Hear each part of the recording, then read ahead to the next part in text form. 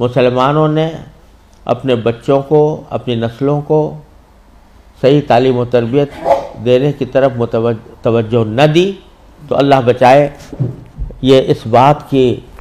کا اندیشہ ہے کہ اللہ بچائے جو آنے والی نسلیں ہیں وہ اللہ بچائے مرتد نہ ہو جائیں، اور اگر خدا نہ کرے ہماری اس بے توجہی اور غفلت کی وجہ سے ایسا ہوا کہ ہماری نئی نسلیں گمراہ ہوئیں، غلط راستے پر گئیں، تو اس کا وبال ہمارے اوپر ہوگا، کیونکہ قرآن کریم کو ارشاد یہ ہے کہ یا ایھا الذین آمنوا قوا انفسکم واہلیکم نارا، جہنم سے بچانا صرف انسان کے لیے اپنا فرض نہیں ہے کہ وہ خود اپنے آپ کو بچائے، بلکہ اپنے گھر والوں کو بچانا بھی اس کی اپنی ذمہ داری۔ اور یہ بڑی شرم کی بات ہوگی کہ ہمارے آباء و اجداد نے ہمیں اللہ تعالیٰ کے فضل و کرم سے ایمان اور اسلام کی دولت ورثے میں عطا فرمائی،